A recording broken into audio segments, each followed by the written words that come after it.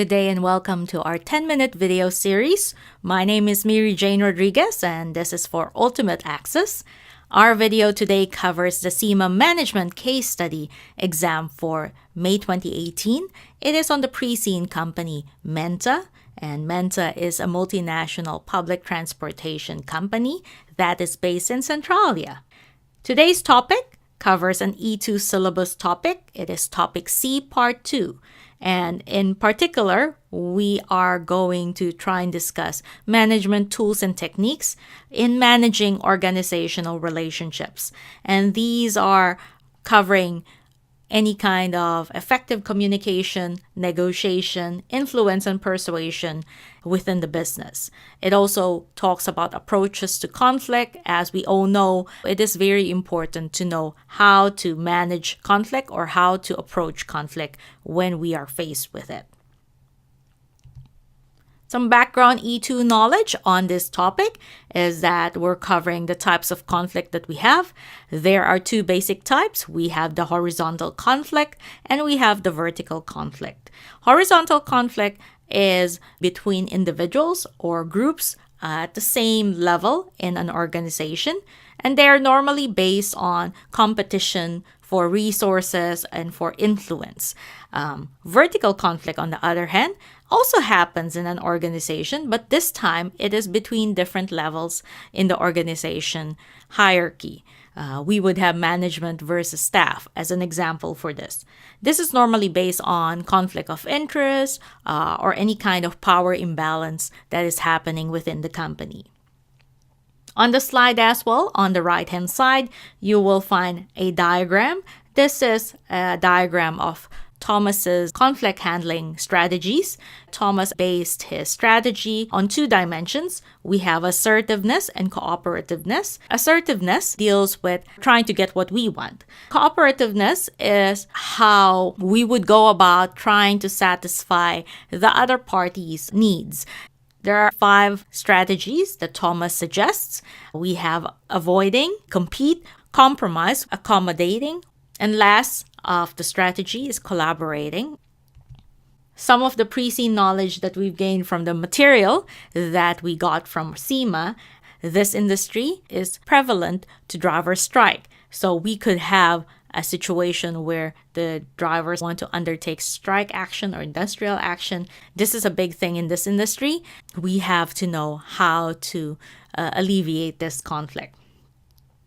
It also talks about Menta acquiring other companies when it expands. We will have new staff joining our company, and so there could possibly be conflict there because you are integrating with another company culture.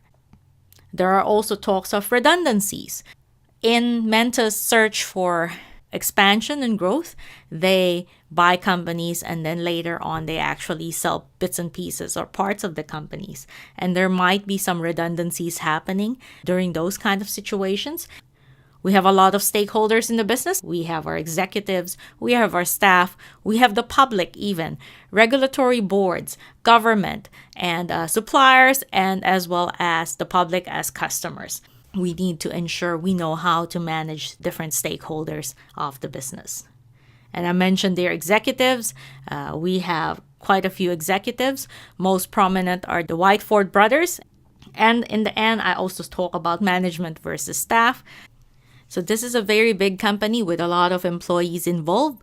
It doesn't really tell us how many employees Menta has at the moment anymore, but at the last count, there was about 2,500 staff that is on the payroll. So HR management is quite important. As with any of our 10-minute video series, we have the following question that we would like to try our hands at. So Shoaib Lali, our Director of Finance, has emailed us with regards to the following. He talks about Michelle Luane, a Director of Operations. They recently announced to the workforce that the board had agreed to establish a set of new working practices which should lead to improved productivity. The new working practices will mean the introduction of more trips per driver and the rotation of shifts for all workers. The board considers the changes to be necessary if Menta is to survive the very difficult operating conditions it is currently facing. However, the announcement has led to conflict between management and staff, and the drivers are now threatening to strike. Michelle has asked if you could please draft her report that discusses the different strategies that she could use to manage the conflict occurring. So some steps to write an answer plan. I'd like to tell you that you should pick out the text of the requirement. You build your response around the requirements and you write down 5 to 6 points for each requirement. The more the better. List down any keywords or theories that you may want to use for your answers. And I'll introduce you to my answer plan. My first point is a little introduction of the conflict and what type of conflict this is. What kind of strategies do we have for handling conflict? And I'd like to use Thomas's conflict handling strategy at this point. And then I talk about the different strategies that he offered us. We have the avoidance strategy, accommodation, compromise, competition, and collaboration. And in the end, I'll do a little bit of a recommendation. And my answer goes like this. Introduction to conflict. Conflict is when two opposing forces clash due to differences. Conflict can be between individuals, within and between teams. The source of conflict can be from a number of sources, like power and resources, goals and priorities, and personalities. There are two basic types of conflict: horizontal and vertical. Now, horizontal conflict happens between groups of people on the same level in an organization.